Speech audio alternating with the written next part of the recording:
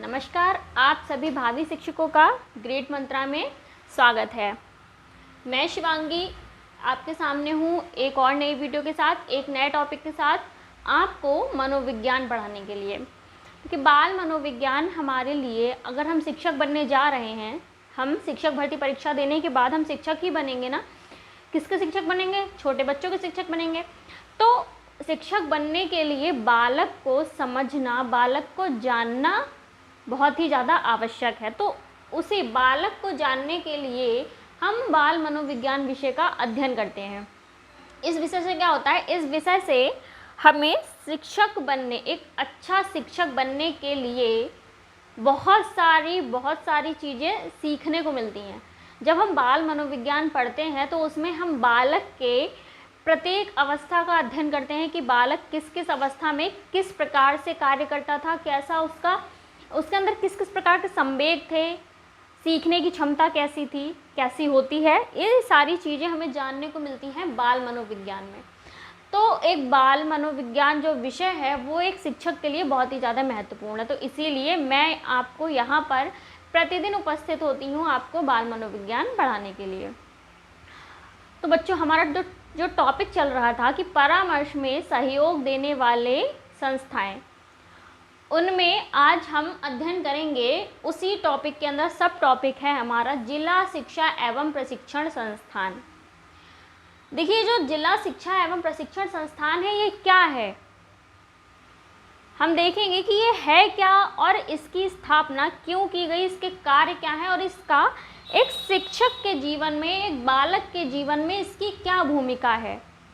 भाई, यहाँ पर हम क्या पढ़ रहे हैं? यहाँ पर हम बाल मनोविज्ञान पढ़ रहे हैं। तो पहले तो हम बालक के बारे में पढ़ रहे हैं, उसके बाद बालक से कौन संबंध रख रहा है? शिक्षक। तो हम शिक्षक के बारे में पढ़ रहे हैं। तो जितनी भी चीज़ें हम यहाँ पढ़ रहे हैं, इस विषय में पढ़ रहे हैं, हमें पता होना चाहिए कि इस चीज़ का, इस विषय वस्तु का बालक के जीवन में या फिर शिक्षक के जीवन में क्या भूमिका है। तो वही हम पढ़ेंगे कि जिला शिक्षा एवं प्रशिक्षण संस्थान, इसको हम डाइट भी कहते हैं, ठीक, इसको हम डाइट भी कह सकते हैं। अभी आगे चल के हम इसका पूरा नाम बताएंगे, सब कुछ डिस्कस करेंगे। देखिए, राष्ट्रीय शिक्षा नीति 1986, राष्ट्रीय शिक्षा नीति 1986 में प्रारंभिक शिक्षा के सार्वभौमिकरण व निरक्षरता उन्मूलन, ठीक है, सार्वभौमिकरण व निरक्षरता उन्मूलन के लक्ष्य को प्राप्त करने के लिए प्रत्येक जिले स्तर पर डाइट की स्थापना करने की घोषणा की गई।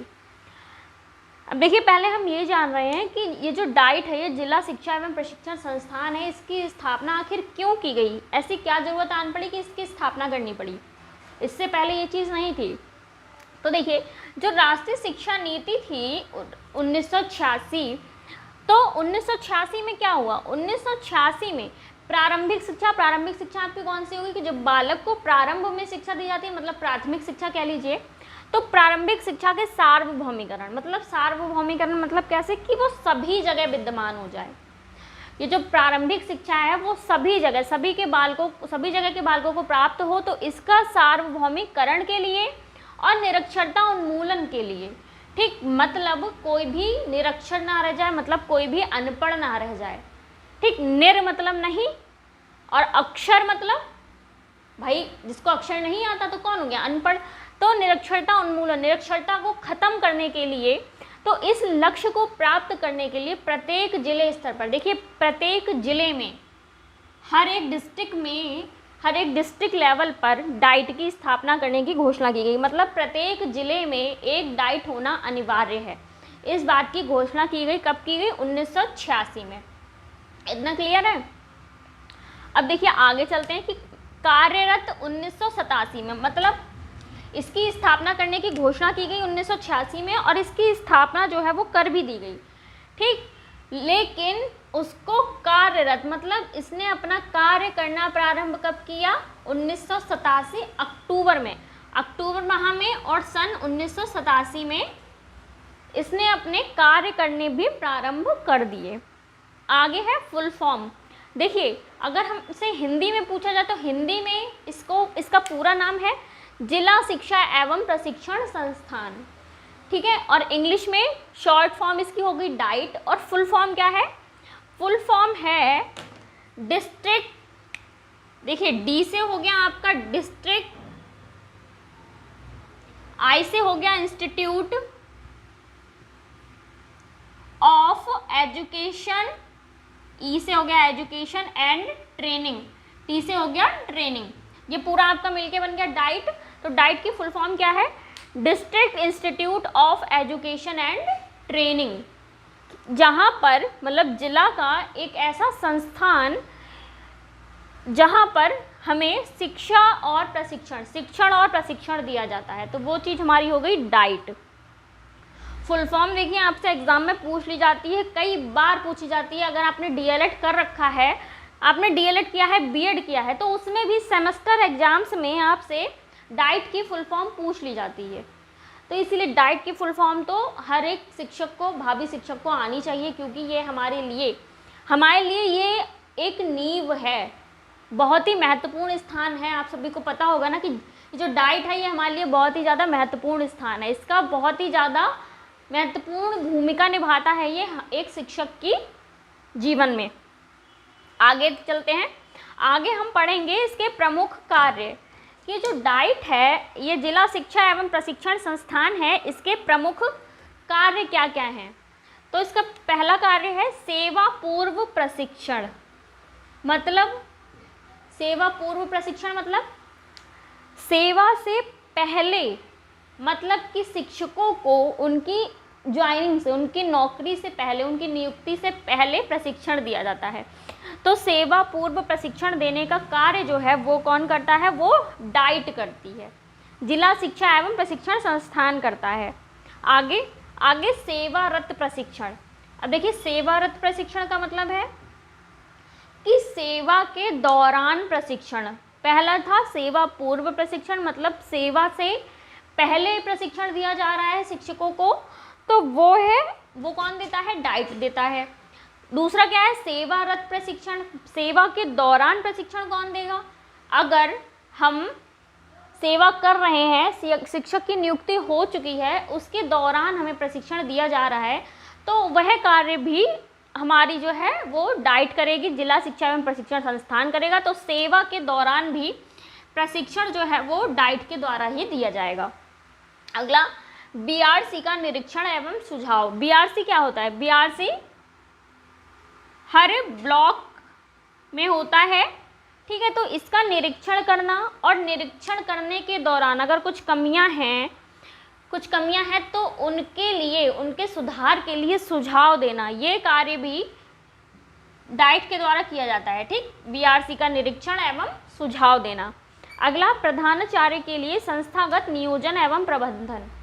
जो विद्यालयों का, प्राथमिक विद्यालय के जो प्रधानाचार्य हैं, तो प्रधानाचार्य के लिए उनके विद्यालय में उन्हें किस प्रकार से नियोजन करना चाहिए, किस प्रकार से प्रबंध करना चाहिए, तो इन सारी चीज़ों का ध्यान भी जो है वो डाइट रखेगा। डाइट के द्वारा ही उस चीज़ का ध्यान रखा जाएगा कि प्रधानाचार्य जो है वो अपनी संस्था में किस प्रकार से नियोजन कर रहा है, हर चीज़ का किस प्रकार से प्रबंधन कर रहा है, किसी चीज़ की कमी तो नहीं है वहाँ पर, बालकों को किसी तरह की परेशानी तो नहीं हो रही है। तो इन सारी चीज़ों का जो ध्यान है, ब्यौरा है, वो डाइट के द्वारा रखा जाएगा। अगला है स्थानीय आवश्यकता हेतु पाठ्यक्रम का निर्माण। इस पॉइंट का मतलब ये है कि स्थानीय आवश्यकता मतलब जिस जिले में वो डाइट है, प्रत्येक जिले में होगी, तो जिस जिले में वो डाइट है, तो उस स्थान की आवश्यकता के हेतु पाठ्यक्रम का निर्माण जो है वो हमारी डाइट करेगी। मतलब कि वहाँ की, उस जिले की जितनी भी फेमस चीज़ें हैं, स्थान हो गए, त्यौहार हो गए वहाँ के, तो उन सारी चीज़ों को वहाँ के पाठ्यक्रम में मेंशन किया जाना चाहिए, जिससे कि वहाँ का जो बच्चा है वो उस ज्ञान से वंचित ना रह जाए। उसको, वो बालक जहाँ पे निवास कर रहा है, तो उसको वहाँ की संपूर्ण जानकारी होनी चाहिए कि मैं जहाँ पर रह रहा हूँ, जिस जगह पे रह रहा हूँ, तो वहाँ की संस्कृति क्या है, उसे ये सारी चीज़ें पता होनी चाहिए। तो उन चीज़ों को पाठ्यक्रम के अंदर समाहित करने का कार्य जो है वो डाइट करती है। अगला शिक्षण अधिगम सामग्री निर्धारित करना। देखिए शिक्षण अधिगम सामग्री क्या होती है कि जो पढ़ाने के लिए जो सामग्रियाँ यूज़ की जाती हैं वो आपकी होती है शिक्षण अधिगम सामग्री। तो उस सामग्री को निर्धारित करना कि कौन कौन सी सामग्री जो है वो प्रयोग में लानी चाहिए, किस प्रकार से प्रयोग में लानी चाहिए, तो उस सारी अधिगम सामग्री का जो निर्धारण है वो डाइट के द्वारा किया जाता है। जो हमारा जिला शिक्षा में प्रशिक्षण संस्थान है वो शिक्षण अधिगम सामग्री को निर्धारित करता है। अगला, कार्यशाला या विचार गोष्ठी का आयोजन। देखिए कार्यशाला क्या है? कार्यशाला का मतलब यह है कि जहाँ पर कार्य किया जाता है, या विचार गोष्ठी, विचार गोष्ठी मतलब कि कई लोग वहाँ पर एकत्रित होकर मतलब वहाँ पर अपने विचार जो हैं विचार प्रकट कर रहे हैं, एक दूसरे को अपने विचार बता रहे हैं, फिर उन विचारों का जो है सदुपयोग किस प्रकार से किया जाना चाहिए। तो विचार गोष्ठी और कार्यशाला का जो आयोजन है वो भी डाइट के द्वारा ही किया जाता है। अगला, सर्व शिक्षा अभियान को सफल बनाना। सर्व शिक्षा अभियान क्या है? सब पढ़ें सब बढ़ें, मतलब कि कोई भी बालक, भारत का प्रत्येक बालक, प्रत्येक नागरिक जो है वो शिक्षित होना चाहिए। तो क्या है, अगर सब शिक्षित होंगे तो फिर हमारा जो देश है उसका विकास जो है अच्छे से हो पाएगा। तो सर्व शिक्षा अभियान को जो सफल बनाने का कार्य है वो भी डाइट के द्वारा ही किया जाता है। डाइट जो हमारा जिला शिक्षा एवं प्रशिक्षण संस्थान है, इसके ये इतने सारे कार्य थे। ये सारे कार्य हमें याद रखने हैं कि जो जिला शिक्षा एवं प्रशिक्षण संस्थान है ये कौन कौन से प्रमुख कार्य करता है। अब देखिए आगे क्या है, आगे इसके कुछ अंग दिए गए हैं कि इन अंगों से मिलकर ही जो है वो डाइट का निर्माण होता है। डाइट के अंदर, डाइट के नीचे उसके ये सब पार्ट्स हैं, मतलब ये सारे जो भाग हैं ये सारे भाग मिलकर ही डाइट का निर्माण करते हैं। जो सारे कार्य हैं वो इन सारे विभागों में बटे हुए होते हैं। तो तभी जो डाइट है अपने सारे कार्यों को इतने अच्छे ढंग से पूर्ण कर पाता है। तो देखिए हम इसके अंग देख लेते हैं कौन कौन से हैं। पहला है सेवा पूर्व शिक्षक प्रशिक्षण, मतलब इसके अंदर, इस भाग के अंदर क्या होता है, इस भाग के अंदर की जो सेवा से पहले के जो शिक्षक होते हैं, जिनको अभी तक सेवा करने का मौका नहीं मिला है, सेवा से पूर्व जिन शिक्षकों को प्रशिक्षण दिया जाता है तो वो इसके अंडर ही दिया जाता है। ठीक, सेवा पूर्व शिक्षक प्रशिक्षण इस भाग का काम होता है, इस अंग का काम होता है कि उन सेवा पूर्व शिक्षकों को प्रशिक्षण प्रदान करना। अगला है कार्य अनुभव, इसके अंदर क्या कार्य के साथ साथ अनुभव प्रदान किया जाता है। अगला जिला संसाधन इकाई, कि ये जो हमारा जिला है, हमारा जो डिस्ट्रिक्ट है, इसमें कोई किसी भी सोर्सेज की कोई कमी तो नहीं हो रही है, उन सारे संसाधनों की जो पूर्ति है वो यह अंग करता है। इस विभाग के द्वारा जिले में जितने भी विद्यालय हैं या जितने भी शिक्षकगण हैं उनके लिए जिन संसाधनों की कमी पड़ रही है तो उन सारी चीज़ों की पूर्ति जो है वो जिला संसाधन इकाई के द्वारा की जाती है। अगला सेवारत कार्यक्रम, मतलब जो सेवा के समय जो जितने भी कार्यक्रम होते हैं उन सारे कार्यक्रमों का आयोजन जो है वो इस विभाग के अंतर्गत किया जाता है। अगला पाठ्यचर्या सामग्री एवं मूल्यांकन, देखिए इसके अंदर क्या है, इस विभाग के द्वारा पाठ्यचर्या सामग्री मतलब पाठ्यचर्या मतलब पढ़ाने से संबंधित शिक्षा अधिगम सामग्री मान लीजिए, तो उस चीज़ का जो है कि ये चीज़ जिनको ज़रूरत है उनको प्रोवाइड कराना, तो ये सारे जिम्मेदारी कौन लेता है कि पाठ्यचर्या सामग्री एवं मूल्यांकन, और उस चीज़ का मूल्यांकन करना, तो वो इस विभाग के द्वारा किया जाता है। अगला है शैक्षिक तकनीकी, कि शिक्षण कार्य में किसी प्रकार की कोई कमी नहीं होनी चाहिए। अगला है योजना व प्रबंधन, मतलब किस प्रकार से शिक्षक जो हैं वो अपने कार्य की योजना बना रहे हैं और किस प्रकार से अपना प्रबंधन कर रहे हैं। तो ये 7 अंग होते हैं डाइट के, तो इन 7 के नाम आपको याद रखना ज़रूरी है क्योंकि कभी पूछ लिया जाता है।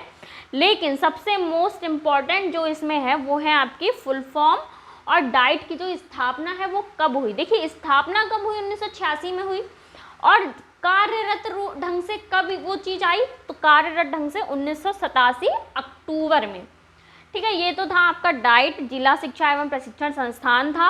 अब आगे चलते हैं, आगे जो हमारी दूसरी संस्था है पर्यवेक्षण एवं निरीक्षण तंत्र।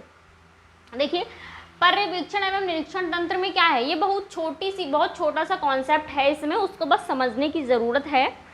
फिर आपका पॉइंट जो है वो क्लियर हो जाएगा कि पर्यवेक्षण एवं निरीक्षण तंत्र क्या होता है।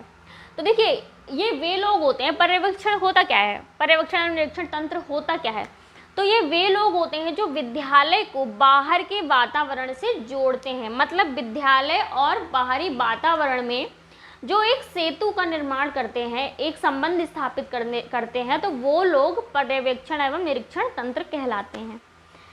ठीक है, ये 3 प्रकार के होते हैं। कौन कौन से होते हैं?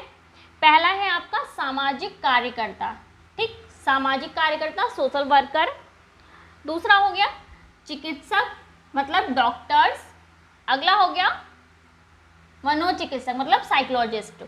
ठीक, ये 3 लोग जो होते हैं ये हमारे पर्यवेक्षण के अंतर्गत आते हैं। अब मैं आपको ये बताऊंगी कि ये किस प्रकार से कार्य करते हैं। देखिए जो शिक्षक होता है, शिक्षक बच्चों से वो डायरेक्टली कॉन्टेक्टेड नहीं होता है, डायरेक्ट कॉन्टेक्ट में नहीं होता है। कैसे नहीं होता है? अब देखिए अगर आपको कहीं भी एडमिशन लेना है या फिर आप किसी भी जगह एडमिशन लेना चाहते हैं, या फिर कोई कभी आपने ऐसा देखा है कि टीचर आपको बुलाने आ रहा हो कि आप हमारे यहाँ एडमिशन लीजिए, नहीं होता है ना, एक कोई और अलग ही पर्सन आता है। तो वो जो बीच वाला जो पर्सन होता है वो होता है आपका पर्यवेक्षण एवं निरीक्षण तंत्र।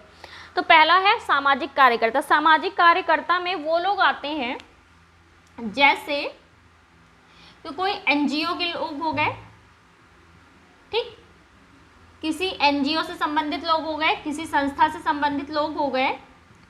तो वो लोग क्या करते हैं, वो लोग जब बालकों को प्रेरित करते हैं पढ़ने के लिए, विद्यालय जाने के लिए, तो वो क्या कर रहे हैं, वो बालक और मतलब बाहरी वातावरण बालक है तो बालक और विद्यालय के बीच संबंध स्थापित करने की कोशिश कर रहे हैं, एक सेतु निर्माण करने की कोशिश कर रहे हैं। तो वो हमारे सामाजिक कार्यकर्ता हैं। सोशल वर्कर है ना, एनजीओ जो लोग चलाते हैं वो सोशल वर्कर कहलाते हैं। किसी संस्था में हैं तो वो सोशल वर्कर हैं।